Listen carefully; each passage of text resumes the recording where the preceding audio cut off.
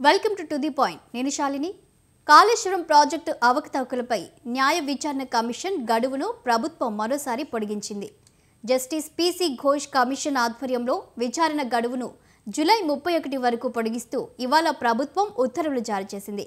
అయితే ఓవైపు ఈ విచారణ తుది దశకు చేరుకున్నదని, త్వరలోని కమిషన్ తన నివేదికను ప్రభుత్వానికి సమర్పించేందుకు ప్రయత్నాలు జరుగుతున్నాయనే ప్రచారం జరుగుతున్న వేళ ఈసారి ఏకంగా 2 నెలల పాటు పొడిగించడం రాజకీయంగా ఆసక్తికర పరిణామంగా మారింది. ఇక ఇదే అంశంపై విశ్లేషించడానికి మనతో పాటు అంది సత్యం గారు జూమ్లో ఉన్నారు. వారిని అడిగి తెలుసుకుందాం. నమస్తే సార్. నమస్తే అండి. సార్, కాళేశ్వరం ప్రాజెక్టు సంబంధించి ఇప్పటికే తుది అంకానికి చేరుకుంది. కమిషన్ నివేదిక సమర్పిస్తుంది అనుకున్న వేళ మళ్ళీ ప్రభుత్వం జూలై 31 వరకు 2 నెలలు గడువు పొడిగించింది. దీన్ని ఎలా చూడాలి సార్? వాస్తవానికి మే 31 వరకు గడువు అన్నారు. మళ్ళీ ఇప్పుడు ఒక 2 months పొడిగించారు. ఇదివరకే 2 సార్లు పొడిగించారు. కాబట్టి సరే, ఇదివరకు పొడిగించడంలో పెద్దగా ఆశ్చర్యపడలేదు. ఎందుకంటే దాంట్లో ఇన్వాల్వ్మెంట్ ఉన్నటువంటి ఆల్ స్టేక్ హోల్డర్స్, ఇంజనీర్స్ కానీ, అడ్మినిస్ట్రేటర్స్ కానీ, ఇతరులందరినీ కూడా వాళ్ళు ఎంక్వైరీ చేశారు. కానీ ఇప్పుడు పొడిగించడం వరకల్లా సహజంగానే ఒక ఊహ లేదా ఒక ఆలోచన వస్తుంది. అంటే ఇంకా ఆనాడు కాళేశ్వరం కట్టినాడు ఇరిగేషన్ శాఖ నిర్వహించినటువంటి హరీష్ రావు, ఆ తర్వాత కొంతకాలం నిర్వహించినటువంటి కేసీఆర్, వీళ్ళని బహుశా ఎంక్వైరీ చేస్తారు. అట్లాగే ఆనాటి ఫైనాన్స్ మినిస్టరు ఈటల రాజేందర్ని కూడా ఎంక్వైరీ చేసే అవకాశం ఉంది. అందుకే దీన్ని పొడిగించారు అని చెప్పేసి మనం కొత్త ఆలోచన చేయడానికి ఆస్కారం ఇస్తుంది. ఏదేమైనా ఇవాళ వాస్తవానికి 150 కోట్లు దుర్వినియోగమై ప్రజలకు ఉపయోగపడకపోతే దాన్ని బాగా పెద్దగా నెగిటివ్గా చూస్తాం. మనకు దేశవ్యాప్తంగా ఒక ఊపినటువంటి బోఫోర్ స్కాండల్ కూడా 64 కోట్లే దాని విలువ. అట్లాగే యూరియా కుంభకోణం కూడా 130 కోట్లే. తర్వాత చాలా పెద్ద కుంభం అనుకున్నటువంటి టెలికాం కుంభకోణం కూడా 450 కోట్లే. సరే, అవన్నీ నిజాలు కావని తర్వాత ఎంక్వైరీలు తేలినాయి. కానీ వాటి వాల్యూ అది. కానీ ఇవాళ కాళేశ్వరం దరిదాపు ఇప్పుడు 1,00,000 కోట్లు ఖర్చు పెట్టారు. పూర్తి చేయాలంటే లేటెస్ట్ అంచనా ప్రకారం 1,47,000 ఖర్చు అవుతుంది అంటున్నారు. ఇట్లా 1,00,000 కోట్లు ఖర్చు పెట్టి కూడా నిరుపయోగంగా ఉండాల్సిన పరిస్థితి. టెక్నికల్ ఎక్స్పర్ట్స్ ఎన్డీఎస్ఏ కానీ మిగతాయి కానీ అక్కడ నీళ్లు ఆపితే బ్యారేజ్లు కూలిపోయే ప్రమాదం ఉంది. అందుకని అది కరెక్ట్ కాదని దాంట్లో అనేకమైనటువంటి లొసుగులు మనం గత ఏడాదిగా డిబేట్ చేస్తున్నాం. ఏదేమైనా మరి ఎవరు అకౌంటబిలిటీ, అట్లా నిరుపయోగంగా ఉండటానికి అకౌంటబిలిటీ ఉండాలి కదా. అది ఎవరు కారణం? అట్లా అన్సైంటిఫిక్గా మరి డిజైన్, లేకపోతే బేస్మెంటా, లేకపోతే ఇంకా ఇతర అనేకమైనటువంటి గ్రౌండింగా, ఇతర అనేకమైనటువంటి కారణాలు ఉన్నాయి. కాబట్టి వీటన్నిటిని సైంటిఫిక్గా తేల్చి ఎవరినో కొంతమందిని అకౌంటబుల్ చేయకపోతే అంత దరిదాపు దేశంలో లేదనుకుంటా అంత దుర్వినియోగమైనటువంటి ప్రాజెక్ట్. అది లిఫ్ట్ అది లిఫ్ట్ చేస్తే ఉపయోగం ఉంటే ఇంత నెగటివ్ టాక్ వచ్చేది కాదు. కాబట్టి నిరుపయోగంగా ఉండటంతో వాళ్ళ పెద్ద చర్చనీయాంశం అయింది 1,00,000 కోట్లు ఖర్చు పెట్టి. కాబట్టి దీన్ని ఎక్స్టెండ్ చేస్తే దాంట్లో ఇన్వాల్వ్ అయినటువంటి అడ్మినిస్ట్రేషన్, ఐఏఎస్ కానీ మంత్రులు కానీ వాళ్ళు కూడా ఎంక్వైరీ చేసే అవకాశం ఉందనేది ఇప్పుడు కొత్త ఆలోచనకు తావిస్తుంది. సార్, అయితే మొన్ననే చెప్పారు దీంట్లో విచారణకు ఎవరిని పిలిచే అవకాశం లేదు అన్నట్లు కూడా పిసి ఘోష్ కమిషన్ చెప్పింది. మళ్ళీ ఇప్పుడు ప్రజాప్రతినిధులను ఎవరినైనా పిలిచే అవకాశం ఉందా? వారిని విచారించే అవకాశం ఉందా? అంటే మే 31కి ముగుస్తుంది అన్నప్పుడు ప్రజాప్రతినిధులు పిలిచే అవకాశం లేదనుకున్నారు. ఇవాళ మళ్ళీ ఒక 2 నెలలు ఎక్స్టెండ్ చేసే వరకల్లా ప్రజాప్రతినిధులు కూడా పిలిచే అవకాశం ఉందని ఇవాళ అనుకుంటున్నాం. కాబట్టి చెప్పండి. ఎందుకంటే ఇప్పుడు కాళేశ్వరం ప్రాజెక్ట్ అనగానే ఎక్కువ కేసీఆర్ పైన ఆరోపణలు వచ్చాయి కాబట్టి మళ్ళీ ఆయనను పిలిచి విచారణ చేసే అవకాశం ఉందానే ఇప్పుడు వార్తలు వస్తున్నాయి. అంతే, డెసిషన్ మేకింగ్ ఎవరిది అనేది. డెసిషన్ ఇప్పుడు అది కట్టవలసిన చోట కట్టకుండా, పాటించాల్సిన డిజైన్ పాటించకుండా, తర్వాత క్వాలిటీ మెయింటైన్ చేయకుండా ఇంకా అనేక లొసుగులు ఉన్నాయి. ఆ మధ్య మొన్న ఎన్డిఎస్ఏ ఐడెంటిఫై చేసినటువంటి ఉన్నాయి లోపాలు, వరుస పెట్టి 8దో 10దో వాళ్ళు ఇచ్చిన నివేదికలు ఉన్నాయి. ఇన్ని లోపాలకు కారణాలు ఎవరు తేల్చాల్సిన అవసరం ఉంది కదా.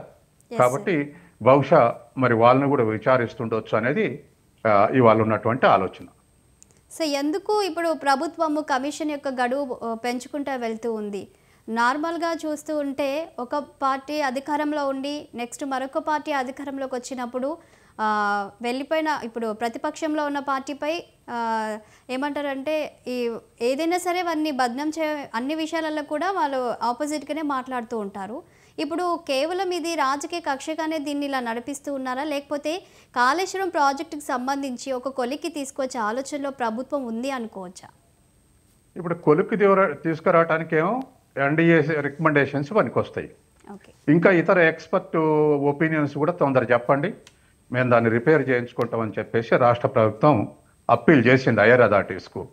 కాబట్టి దాన్ని అట్లా వదిలే ఉద్దేశం లేదు, ఉపయోగించుకుంటారు.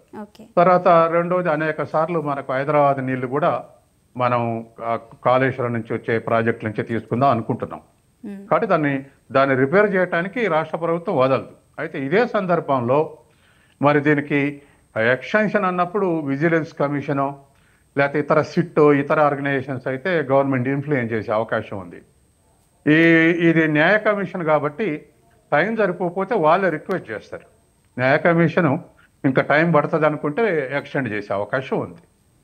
వీళ్ళే ఇంకో 2 నెలలు తీసుకోండి అని చెప్పేసి అడిగే అవకాశాలు తక్కువ.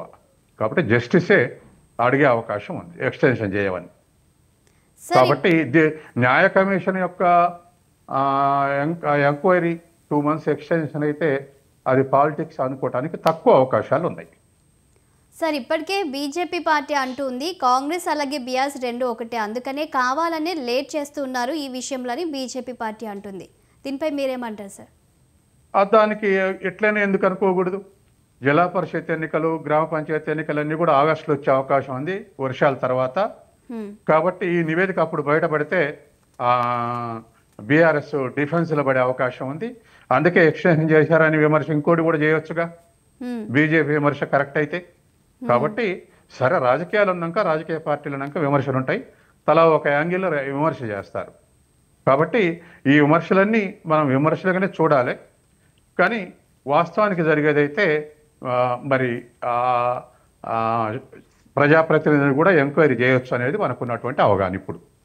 కానీ ముందు నుంచి బీఆర్ఎస్ పార్టీ అంటుంది కాళేశ్వరం ప్రాజెక్టులో అవినీతి జరగలేదు, ఇది కేవలం రాజకీయ కక్ష మాత్రమే అన్నట్లుగా బీఆర్ఎస్ ఆరోపిస్తుంది. అవినీతి జరగలేదంటే ఎవరు నమ్మడం లేదండి. వాళ్ళ పార్టీ వాళ్ళకు బీఆర్ఎస్ వాళ్ళకు కోపం రావచ్చు కానీ, లేదా నిరూపించడానికి సవాల్ విసిరేయచ్చు కానీ, ఆ అవినీతి జరగలేదంటే మాత్రం ఎవరు నమ్మడం లేదు. అసలు ఇవాళ కాళేశ్వరం చర్చ అయిన తర్వాత ఏదైనా ఇరిగేషన్ ప్రాజెక్టు చేపడతామంటే కమిషన్ల కోసమే అట్టుంది అనుకునే అవకాశం ఉంది. ప్రజలు, మధ్యతరగతి ప్రజలు, చదువుకున్న వాళ్ళు ఆ స్థాయిలో దీని మీద చర్చ జరిగింది. కాబట్టి అవన్నీ అంత పెద్ద పెద్ద ఆనకట్టలు వాస్తవానికి ఒక డ్యామ్ ఏజ్, బ్యారేజ్ కాదు కానీ డ్యామ్ ఏజ్ 200 years సగటు వయస్సు. ఒక డ్యామ్ సగటు వయస్సు ఒకటి 300 ఏళ్ళున్నా, ఒకటి 150 ఏళ్ళకు కూలిపోయినా సగటు వయస్సు 200 ఏళ్ళు. బ్యారేజ్ వయసు అంతకన్నా ఎక్కువ ఉండాలి, చిన్న కట్టడాలే కాబట్టి. కానీ 3-4 ఏళ్లకే ఈ విధంగా అన్ని రకాలుగా దెబ్బతింటే అది క్వాలిటీ లేదని క్వాలిటీతోటి కట్టాం, అది క్వాలిటీ ఉన్నప్పటికీ కూడా అట్లా వచ్చిందని అంటారు ఎవరన్నా? అనరు కదా. కాబట్టి రాజకీయ విమర్శలు వేరు, మనం అనాలిసిస్ వేరు. కాబట్టి అవినీతి జరగలేదని అనుకోవట్లేదు. అవినీతి జరగనట్లయితే ఆ క్వాలిటీ మొత్తం ఎందుకు దెబ్బతింటది? మొత్తం అసలు సగభాగం ఇప్పుడు రవాణాకు బ్యారేజ్ పనికి రాకుండా పోయింది, తర్వాత నీళ్ళు నిల్వ చేయడానికి కూడా పనికి రాకుండా పోయింది. ఏదైనా మెయింటైన్ చేద్దామంటే అది దరిదాపు ఒక 7 pillars తీసేయాల్సిన పరిస్థితి వస్తుంది. అందుకని క్వాలిటీ దెబ్బతిన్న తర్వాత ఇంకేమైనా అనుకునే అవకాశం ఉంది. కాబట్టి అవినీతి జరగలేదు అనడానికి వీల్లేదు. సార్ అలాగే ఇప్పుడు కాళేశ్వరం ప్రాజెక్టుపై విచారణ విషయంలో కూడా కాంగ్రెస్ పార్టీ సీరియస్గానే ఉంది అనుకోవచ్చా, లేదంటే ఏదే తూతూ మంత్రంగా దాన్ని నడిపిస్తున్నారు అని అనుకోవచ్చా? తూతు మంత్రం అయితే మనం ఒకటి అనుకోవచ్చు, బీఆర్ఎస్ నాయకుల్ని ఒత్తిడి తెచ్చి కాంగ్రెస్లో చేర్పించుకోవటానికి ఈ పని చేస్తుర్రు, ఒత్తిడి తేయటానికి ఇది ఉపయోగించుకుంటారు అనుకోవచ్చు. బీఆర్ఎస్ నుంచి వచ్చేవాళ్ళు వచ్చారు, ఇంకా కొత్తగా వచ్చేవాళ్ళు వస్తారు అనుకోవట్లే. కేటీఆర్ లేకపోతే హరీష్ రావు లేకపోతే కవితో ఇటువంటి వాళ్ళు వస్తారు కాంగ్రెస్లోకి, అందుకే ప్రెజర్ వేస్తారు అనుకోవడానికి వీల్లేదు. ఆ ఆస్పెక్ట్లో జీరో. కాబట్టి ఇది బహుశా ఘోష్ కమిషన్ రిక్వెస్ట్ చేసి ఉంటుంది, అందుకే ఎక్స్టెండ్ చేసి ఉంటారు. ఓకే సార్, మరొక టాపిక్ని చూద్దాం. శ్రీలంక శరణార్థులపై సుప్రీంకోర్టు ఆగ్రహం వ్యక్తం చేసింది. మీకు ఆశ్రయం ఇవ్వడానికి భారత్ ధర్మశాల కానీ స్పష్టం చేసింది. భారత్లో తమకు ఆశ్రయం కల్పించాలని కోరుతూ శ్రీలంక శరణార్థులు దాఖలు చేసిన పిటిషన్ను కొట్టివేసింది. శరణార్థులంతా వెంటనే దేశాన్ని వీడాలని తేల్చి చెప్పింది. భారతదేశానికి ప్రపంచ నలుమూలల నుండి వచ్చే శరణార్థులకు ఆతిథ్యం ఇవ్వాలా అని ప్రశ్నించింది. మేము 140 కోట్ల మందితో ఇబ్బంది పడుతున్నామని చెప్పింది. మరి ఇప్పుడు శ్రీలంక శరణార్థులకు సుప్రీంకోర్టు వ్యాఖ్యలను ఎలా చూడాలంటారు సార్? వాస్తవానికి సుప్రీంకోర్టు అన్నది నిజమండి. ఎందుకంటే శ్రీలంక శరణార్థులు ఎప్పుడు తమిళ తర్వాత శ్రీలంక ఘర్షణలు జరిగినప్పుడు శరణార్థులుగా వచ్చారు, ఎస్కేప్ అయి వచ్చారు. అది ముగిసి దశాబ్దం దాటింది. ఇవాళ ఎల్టీటీ ప్రాబ్లం పోయి తర్వాత అనేక ప్రభుత్వాలు మారినాయి. అక్కడ సాధారణ పరిస్థితులు నెలకొన్నాయి. అక్కడ రేషియల్ అటాక్స్ కానీ అటువంటివి లేవు, తమిళ మీద దాడులు కానీ అటువంటివి లేవు. తర్వాత ప్రభాకరన్ తల్లి తర్వాత వాళ్ళ బంధువర్గం కూడా ఇవాళ నార్మల్ లైఫ్లో ఉన్నారు, కూలీ నాలి చేసుకుంటారు, కొంతమంది కస్టడీలు ఉన్నారు. కాబట్టి ఇప్పుడు తమిళులు వాళ్ళ ప్రదేశానికి వాళ్ళు పోవటానికి, శ్రీలంక జాతీయులు వాళ్ళ దేశానికి వాళ్ళు పోవటానికి పెద్ద అక్కడ నిర్బంధ పరిస్థితులు ఏమి లేవు. కాబట్టి ఇవాళ అప్పుడు మారిపోయి వచ్చి ఇప్పుడు మాత్రం 20 ఏళ్ల తర్వాత మేము ఇక్కడే శరణార్థులు ఉంటాం అనంటే అది కరెక్ట్ కాదు. కాబట్టి సుప్రీంకోర్టు మేమే ఇప్పటికీ దేశం కిటకిటలాడిపోతుంది 140 కోట్లతోటి. ఇప్పటికే శరణార్థులు ముఖ్యంగా బంగ్లాదేశ్ యుద్ధం అప్పుడు 1971లో మనం చీల్చిందే కాబట్టి పాకిస్తాను నిర్బంధం తట్టుకోక బంగ్లా జాతీయులు చాలామంది మన దేశం వచ్చారు. దరిదాపు ఒక అంచనా అయితే 25 లక్షల నుంచి 1 కోటి మధ్య వివిధ అంచనాలు ఉన్నాయి. వాళ్ళందరూ కూడా బెంగాల్, అస్సాము, ఢిల్లీ దానికి స్థిరపడరు. కాబట్టి ఇప్పుడు శ్రీలంక శరణార్థులకు ఇప్పుడు అవసరం లేదు. కాబట్టే సుప్రీంకోర్టు ఆ కామెంట్ చేసింది, మీరు వెనక్కి వెళ్ళిపోవాల్సిందే అని. సార్, ఇప్పుడు సుప్రీంకోర్టు చేసిన వ్యాఖ్యలు కేవలం శ్రీలంక శరణార్థులకే వర్తిస్తుందా, లేదంటే భారత్కు రోహింగ్యాలు వాళ్ళు కూడా ఇక్కడికి రావడం జరుగుతుంది, ఇతర దేశాల వాళ్ళు కూడా, వీళ్ళకు కూడా వర్తిస్తుంది అనుకోవచ్చా? వాళ్ళకు కూడా వర్తిస్తుంది. అయితే ఇప్పుడు ఈ జడ్జిమెంట్ వర్తిస్తుంది, మళ్ళీ వాళ్ళు కూడా సుప్రీంకోర్టు పోతే వాళ్ళకు కూడా వర్తిస్తుంది. ఇదంతా డిఫరెంట్ నేషన్స్ నుంచి వచ్చిన వాళ్ళు. కాబట్టి శ్రీలంక నుంచి వచ్చినటువంటి వాళ్ళకి ఈ వాడున్న పరిస్థితులు అవి గమనించిన సుప్రీంకోర్టు ఆ తీర్పు ఇచ్చింది. అట్లాగే ఇతర దేశాల నుంచి వచ్చేటువంటి వాళ్ళకు ఆ దేశస్తులు అప్పీల్ చేస్తే ఇచ్చే అవకాశం ఉంది. కాబట్టి ఇది అన్ని దేశాలకు అప్లై కాదు. ఇక్కడ సుప్రీం ఏమంటుందంటే ఇప్పటికే 140 కోట్ల మంది జనాభా ఉంది భారత్లో, వారికే మౌలిక సదుపాయాలు కల్పించడంలో ఇబ్బంది పడుతున్నాము. ఇక ఒకవేళ శరణార్థులు కూడా భారత్లోనే ఉంటే కనుక ఇంకా భారం పడే అవకాశమే ఉందనుకోవచ్చా? ఖచ్చితంగా ఉందండి. ఎందుకంటే ఇవాళ మార్జినల్ పాపులేషన్, అదనంగా వచ్చేటువంటి పాపులేషన్ భరించడం కష్టం.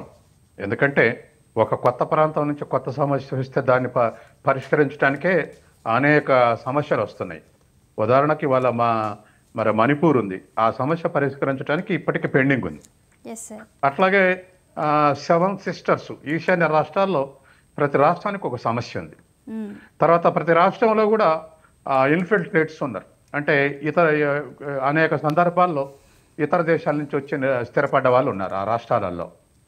వాళ్ళ అన్నిట్లలో కూడా ఒక ఏకీభావం ఏర్పరచడానికి ప్రయత్నం చేస్తున్నప్పటికీ ఇంకా అనేకమైనటువంటి వైరుధ్యాలు కొనసాగుతున్నాయి. అస్సాంలో బోడోలకు అస్సాంలకు ఇంకా వైరుధ్యం కొనసాగుతుంది. త్రిపురలో ట్రైబల్స్కు బెంగాలీలకు మధ్య వైరుధ్యం కొనసాగుతుంది. అట్లాగే ఇప్పుడు మణిపూర్లో వైరుధ్యాలు కొనసాగుతుంది, బయట నుంచి వచ్చిన వాళ్ళని చెప్పేసి. ఇట్లా అనేక రకమైన వైరుధ్యాలు ఆ 7 రాష్ట్రాల్లో సెవెన్ సిస్టర్స్ అని పిలుస్తారు, వాటిల్లో నడుస్తుంది. ఇప్పుడు తమిళనాడుకు వచ్చి స్థిరపడితే ఇక్కడ కూడా ఏదో ఒక వైరుధ్యం, నాన్ లోకల్స్ అనేటువంటి వైరుధ్యం వస్తే ముందు ముందు కష్టం. తర్వాత రెండోది, వాళ్ళ దేశంలో సామాన్య పరిస్థితులు వచ్చినాక మన దేశంలో ఉంటాం అనేది కరెక్ట్ కాదు. ఎవరైనా క్వాలిఫైడ్ ఉండి ఈ దేశంలో ఉద్యోగం సంపాదించి ఈ దేశంలో ఉండొచ్చు, సార్ లేదా అలాగే లేదా మనకు వీసా మీద వచ్చి ఇక్కడ ఎంప్లాయ్మెంట్ సంపాదిస్తూ ఉండొచ్చు, అది మామూలే ఎవరైనా. కానీ అట్లా కాకుండా ఇల్లీగల్గా వచ్చి మేము ఉన్నాం 20 ఏళ్ళ సింది మాకు కావాలంటే మాత్రం కష్టం. అందుకే ఇప్పుడు సుప్రీంకోర్టు రిజెక్ట్ చేసింది.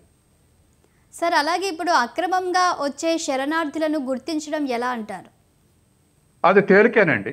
ఎందుకంటే ఇవాళ మన మన నేషనల్ వాళ్ళకు మనకు ఎలక్షన్ కార్డు ఉండే అవకాశం ఉంది, ఆధార్ కార్డు ఉండే అవకాశం ఉంది, ఇటువంటి అనేక తర్వాత భూమి పట్టాలు ఉండే అవకాశం ఉంది.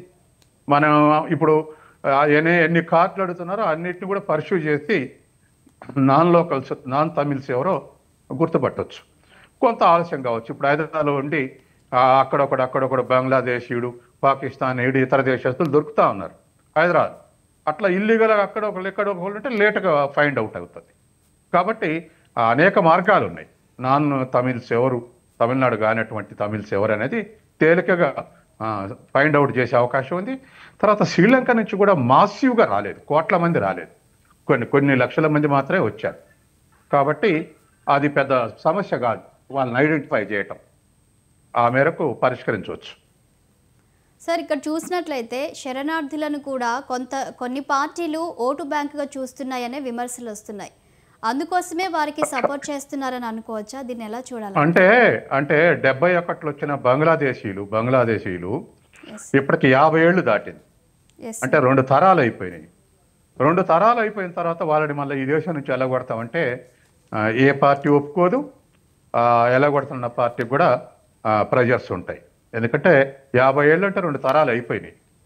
దరిదాపు 100 ఏళ్ళు అంటే 3 తరాలుగా లెక్కిస్తారు. దరిదాపు 54 ఏళ్ళు అవుతుంది వాళ్ళ. కాబట్టి అటువంటి వాటికి ఆబ్జెక్షన్ చెప్తారు. ఎందుకంటే అక్కడ బంగ్లాదేశ్ బెంగాలీలు అందరూ బెంగాల్లో స్థిరపడ్డారు. వాళ్ళందరూ గతంలో లెఫ్ట్ ఫ్రంట్కి సపోర్ట్ చేశారు, ఇప్పుడు తృణమూల్ కాంగ్రెస్ సపోర్ట్ చేస్తారు, వాళ్ళు పోవాల్సిందే. ఇటువంటి పొలిటికల్ డిమాండ్స్ వింటున్నాం మనం. అస్సాంలో కూడా బంగ్లాదేశీలు వచ్చి డామినేట్ చేస్తున్నారు అనేటువంటి ఇటు ఉంటున్నాం. కానీ 55 ఏళ్ల తర్వాత ఇప్పుడు దాన్ని గదిపేయటం అనవసరం. ఎక్కడో అక్కడ స్థిరపడ్డారు, వాళ్ళు కూడా భూములు కొనుక్కున్నారు, ఈ దేశ పౌరులు అయిపోయారు. కాబట్టి ఇప్పుడు దాన్ని గదిలిస్తే అనేక సమస్యలు వస్తాయి. ఇవాళ మన వాళ్ళు 90 లక్షల మంది అరబ్ కంట్రీస్లో పనిచేస్తున్నారు. 90 లక్షల మంది, దరిదాపు 1 కోటి మంది పనిచేస్తున్నారు. అట్లాగే అమెరికాలో దరిదాపు తడవక లెక్కిస్తున్నారు. కానీ పనిచేసే వాళ్ళైతే 50 లక్షల మంది ఉన్నారు, ఆడు ఉండే వాళ్ళైతే 70-80 లక్షల మంది ఉన్నారు. మరి ఇతర దేశాల్లో మన వాళ్ళు కోట్ల మంది పనిచేస్తున్నారు. ఇటువంటి ఇష్యూస్ చాకచక్యంగా పరిష్కరించాలి తప్ప అబ్రఫ్ట్గా వాళ్ళని ఎలగొడతాం, లేకపోతే వాళ్ళు పలానా పార్టీ పలానా సపోర్ట్ చేస్తారో అనలేం మనం. కాబట్టి ఆ ఆస్పెక్ట్లో పరిష్కరించాలి.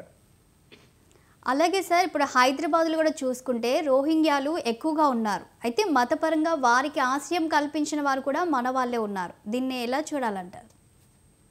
గతంలో ఇది ఒక గొప్ప విషయం అండి. ఇంకో ఊరి నుంచి వస్తే వాళ్ళకి ఆశ్రయం ఇవ్వటం, ఇంకో దేశం నుంచి వస్తే వాళ్ళకి ఆశ్రయం ఇవ్వటం, ఇంకో రాష్ట్రం నుంచి వస్తే ఆశ్రయం ఇవ్వటం, ఇలా ఆశ్రయం ఇవ్వటం అనేది ఒకప్పుడు పాజిటివ్. ఇప్పుడు మన రాష్ట్రంలో బీహార్, ఛత్తీస్గఢ్, ఒరిస్సా, ఉత్తరప్రదేశ్ వీళ్ళందరూ కూలీ చేసుకుంటారు. హైదరాబాద్ వాళ్ళే ఎక్కువ ఉంటారు, 80% కూలీలు వాళ్ళే. వాళ్ళందరూ కూలికి వచ్చి ఇట్లా కంటిన్యూ అయ్యి ఏదో గుడిసెలు వేసుకొని కొంతకాలం తర్వాత ఆధార్ కార్డు తీసుకొని ఆ తర్వాత పౌరుడైంది అనుకోండి, మీరు అట్లా ఉండటానికి వీలేదు అనలేంగా. ఇప్పుడు మన హైదరాబాద్లో ఆంధ్ర వాళ్ళు కానీ, లేకపోతే రాజస్థానీలు కానీ, గుజరాతీలు కానీ వీళ్ళందరూ కలిసిమెలిసి ఉంటున్నారు. కాబట్టి అప్పుడు పాజిటివ్గా చూశారు. ఇప్పుడు రోహింగ్యాలు పేరు మీద వచ్చిన వాళ్ళు వీళ్ళు ఉగ్రవాదులు ఉండే అవకాశం ఉంది అనుకుంటే పంపించవచ్చు. కాకపోతే రోహింగ్యాలు కూడా ఆ దేశంలో ముఖ్యంగా మయన్మార్లో బాగా దాడులు జరిగితే పారిపోయి వచ్చినటువంటి వాళ్ళు. కాబట్టి వెనక్కు పంపించవచ్చు, వీళ్ళు కూడా వెనక్కు పంపించే అవకాశం ఉంది. సార్ మరొక టాపిక్ని చూద్దాం. కల్నల్ సోఫియా ఖురేషిపై వివాదాస్పద వ్యాఖ్యలు చేసిన మధ్యప్రదేశ్ మంత్రి విదేశాపై దర్యాప్తునకు సుప్రీంకోర్టు ఆదేశించింది. ఇందుకోసం ప్రత్యేక దర్యాప్తు బృందాన్ని ఏర్పాటు చేయాలని మధ్యప్రదేశ్ డీజీపీకి ఆదేశాలు జారీ చేసింది. 3 ఐపీఎస్ అధికారులతో సిట్ ఏర్పాటు చేసి అందులో ఓ మహిళా ఎస్పీ ర్యాంక్ అధికారి కూడా ఉండాలని కోర్టు పేర్కొంది. మే 28వ తేదీలోగా ఫస్ట్ స్టేటస్ రిపోర్టును సమర్పించాలని కోర్టు ఆదేశించింది. ఇప్పుడు ఖురేషీపై మధ్యప్రదేశ్ మంత్రి చేసిన వ్యాఖ్యలను ఎలా చూడాలి? ఉగ్రవాది సోదరి అని ఆయన వ్యాఖ్యానించడాన్ని కూడా ఇప్పుడు దుమారం రేపుతుంది. ఈ వ్యాఖ్యలు ఎందుకు చేయాల్సి వచ్చింది? ఈ వ్యాఖ్యలు ఇది దురదృష్టం అండి. ఎందుకంటే పాకిస్తాన్ మీద అటాక్ చేయక ముందు అన్ని రాజకీయ పార్టీల్ని ఒకే అభిప్రాయాన్ని తీసుకొచ్చింది ప్రభుత్వం. మోడీ ఉండొచ్చు, కేంద్ర ప్రభుత్వం ఇంకెవరైనా ఉండొచ్చు, కానీ అన్ని పార్టీలు ఏకాభిప్రాయానికి వచ్చినాయి. అది మన అంతర్జాతీయంగా మన గౌరవాన్ని పెంచింది. అదే పాకిస్తాన్లో అట్లా జరగలేదు. పాకిస్తాన్ మనం యుద్ధం చేస్తుంటే పాకిస్తాన్లో అనేక ప్రదర్శనలు జరిగినాయి. ఇమ్రాన్ ఖాన్ అభిమానులు, వాస్తవానికి అధికారం ఉన్న ప్రభుత్వం అదే కోల్దోశారు, కానీ అమెరికా సపోర్ట్ తోటి అటువంటి వాళ్ళందరూ ఇమ్రాన్ ఖాన్ని రిలీవ్ చేయాలి, ఇమ్రాన్ ఖాన్ ఆధ్వర్యంలో ఎదుర్కొంటుంది ఇండియా అని అన్న నమ్మకంతో ప్రదర్శనలు చేశారు. ఇంకో ప్రదర్శన గన్నులు పట్టుకుని ఉగ్రవాదులే ప్రదర్శనలు చేశారు. తర్వాత ఇంకొంతమంది బెలూచిస్తాన్ వాళ్ళు అటాక్ చేశారు. ఇంకోవైపు తాలిబాన్ అవతారం ఎత్తినటువంటి పాకిస్తానీలు కూడా అటాక్ చేశారు. ఇటువంటి డిస్టర్బెన్స్ ఇండియాలో లేవు. అన్ని రాజకీయ పార్టీలు ఏకాభిప్రాయానికి వచ్చి as we should teach the lesson to Pakistan అని చెప్పేసి ఒక అభిప్రాయానికి వచ్చారు. వచ్చి యుద్ధం చేస్తున్నప్పుడు వరకు మంచిగా ఉండి యుద్ధం ముగిసిన తర్వాత ఇటువంటి స్టేట్మెంట్లు ఇవ్వటం మన గౌరవాన్ని దెబ్బతీస్తుంది. ఈ స్టేట్మెంట్లు ఎంత దెబ్బతీస్తుందంటే, మనం అక్కడ రోజు యుద్ధం గురించి బ్రీఫింగ్ చేసిన దాంట్లో అట్లా విదేశాంగ శాఖ కార్యదర్శి మిస్రి ఉన్నాడు, ఇటు ఓం వాక్ ఉన్నారు, అటు ఖురేషి ఉంది, ముగ్గురు ఉన్నారు. ముగ్గురు కూడా అందులో ఈ సోఫియా ఖురేషి యొక్క బ్యాక్గ్రౌండ్, తాత మిలిటరీలో పనిచేశారు, తండ్రి మిలిటరీలో పనిచేశారు, తను మిలిటరీలో పనిచేస్తుంది. ఒక లేడీ అండ్ మిలిటరీలో పనిచేయటమే ఒక పెద్ద వింత అయితే, పెద్ద గొప్ప అయితే, మళ్ళీ అది ఫోర్ ఫ్రంట్ నుండి దాన్ని నిర్వహించడం అనేది ఇంకా గొప్ప విషయం. అలా అందరూ కూడా ఇన్స్పైర్ అయ్యారు. చాలా యూత్, చిన్న అమ్మాయిలు, 20 ఏళ్ల లోపల అమ్మాయిలకు చాలా ఇన్స్పిరేషన్. అది దేశవ్యాప్తంగా ప్రభుత్వం కూడా మంచి పని చేసింది అనుకున్నాను నేనైతే. ఎందుకంటే యుద్ధం అంటే మగవాళ్ళే చేస్తారు, లేకపోతే యుద్ధ విమానం అంటే మగవాళ్ళే నడుపుతారు అనేది కాకుండా ఎవరైనా నడపవచ్చు అనేటువంటి ఒక ఎక్స్పోజర్ వచ్చేసింది, అందులో ధైర్యం వచ్చేసింది. ఇంత పాజిటివ్ విషయాన్ని 5-6 నెగిటివ్గా కామెంట్ చేశారు. 5-6 ఈ మధ్యప్రదేశ్ మంచి విజయ్ ఒక మంత్రి. అట్లనే సైన్యం పోయి మోడీ కాళ్ళ మీద పడాలి, కాళ్ళ మీద మొక్కాలి, మోడీ తెలివితేటలకని ఇంకొక ఆయన కామెంట్ చేశారు. ఇప్పుడు యుద్ధం సక్సెస్ అయితే ఎట్లా కేంద్ర ప్రభుత్వానికే క్రెడిబిలిటీ వస్తుంది. అది దాని అట్లా క్రెడిబిలిటీ రావాలి. కానీ ఇటువంటి స్టేట్మెంట్ల వల్ల క్రెడిబిలిటీ రాకపోక ఉన్నది పోద్ది. అన్ని పార్టీలు ఏకాభిప్రాయంతో చేస్తుంటే అటువంటి స్టేట్మెంట్స్ తర్వాత అసలు వాళ్ళ ఎత్తుగడే, ఉగ్రవాదుల ఎత్తుగడ. పహల్గాంలో ఏమని చంపారు? నువ్వు హిందువా ముస్లిం అని చెప్పేసి హిందువుని గాలి చంపారు. అంటే భారతదేశం యొక్క బలహీనత ఏది అంటే హిందూ వర్సెస్ ముస్లిమే భారతదేశం యొక్క బలహీనత. ఆనాడు బ్రిటిష్ వాడు ఎంకరేజ్ చేసి, జిన్నాను ఎంకరేజ్ చేసి, జిన్నా ద్విజాతి సిద్ధాంతం పెట్టేటట్టుగా సపరేట్గా ఒక దేశం కావాలని డిమాండ్ చేసే విధంగా ప్రోత్సహించేది బ్రిటిషర్స్. అట్లా 2 ముక్కలు చేసిపోయారు. హిందూ ముస్లిం పేరు మీద పాకిస్తాన్ ఇండియాను ముక్కలు చేసిపోయారు. ఇప్పుడు దరిదాపు 24 కోట్ల మంది ముస్లిం ఉన్నారు. కాబట్టి ఇంకా వివిధ మతాల వాళ్ళు ఉన్నారు. ఆ పేరు మీద హిందూ అని అడిగి కాల్చడం ఎందుకంటే దేశవ్యాప్తంగా ఆ ఘర్షణలు జరగాలని. కానీ కేంద్ర ప్రభుత్వం చాలా సమన్వయంగా ఓపికతోటి ఆ ఇష్యూ ముందుకు రాకుండా చేశారు. దేశవ్యాప్తంగా ఎక్కడైనా నెగిటివ్ స్టేట్మెంట్స్ చేయకుండా కాంగ్రెస్ కానీ లేకపోతే బీజేపీ కానీ కంట్రోల్ చేసింది, గుడ్ అట్మాస్ఫియర్ క్రియేట్ చేసింది. కానీ ఈ మంత్రి జైష్ అటువంటి స్టేట్మెంట్స్ ఉగ్రవాది సోదరు అని స్టేట్మెంట్ ఇచ్చాడు. అట్లా ఇవ్వకూడదు కదా. ఈ దేశంలో అందరూ ఇప్పుడు మన హైదరాబాద్ ఎంపీ కానీ లేకపోతే ఇంకొకళ్ళు కానీ ఆయన మన సినీ రచయితే జావేద్ నేను ఒక స్టేట్మెంట్ ఇచ్చాడు, నువ్వు పాకిస్తాన్ పోతావా నరకానికి పోతావా అంటే నేను నరకానికే పోతాన్నాడు. అటువంటి దేశభక్తులు ఉన్నారు. దేశభక్తిని మతం ఆధారంగా కులం ఆధారంగా నిర్ణయించలేము. కాబట్టి ఇప్పుడున్న పరిస్థితుల్లో దేశం ఒకటిగా ఉండాల్సిన అవసరం ఉంది. ఇంటర్నేషనల్ డెవలప్మెంట్ చూస్తుంటే, అమెరికా కుతంత్రం చూస్తుంటే మరింత ఏకాభిప్రాయంతో ఉండాల్సిన అవసరం ఉంది. కానీ ఇటువంటి వాళ్ళు బ్యాలెన్స్ లేకుండా మాట్లాడటం, లేదా ఎవరైనా మెచ్చుకుంటారని మాట్లాడటం అంటే నష్టాన్ని చేస్తుంది. అందుకే సుప్రీంకోర్టు, హైకోర్టు, మధ్యప్రదేశ్ హైకోర్టు క్షమాపణ చెప్పమని వదిలేస్తే సుప్రీంకోర్టు క్షమాపణ కాదు, అసలు దాని మీద రిపోర్ట్ ఇవ్వండి, స్టేటస్ రిపోర్టు అని చెప్పేసి వాళ్ళ సుప్రీంకోర్టు ఇన్వాల్వ్ అయింది.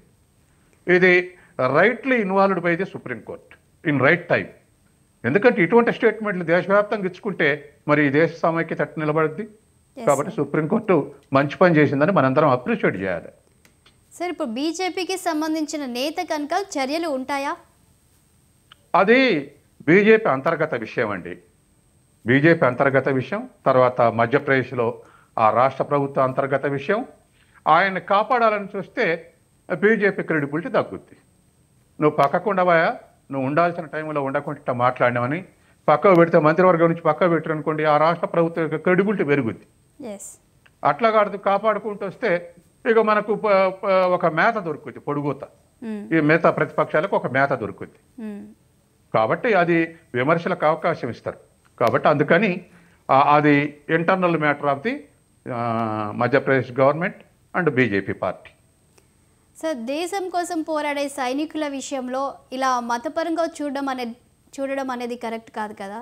సో ఇలాంటి వ్యాఖ్యలు చేసి నేతలు ఇలా వివాదాస్పదంగా నిలుస్తున్నారు సార్. దీన్ని ఎలా చూడాలంటారు? వీళ్ళని నేతలు అనకూడదండి. పర్ఫెక్షన్ ఉండి, దేశం మీద ఒక అవగాహన ఉండి, బాధ్యత వహిస్తే అప్పుడు నేత అని పిలవాలి.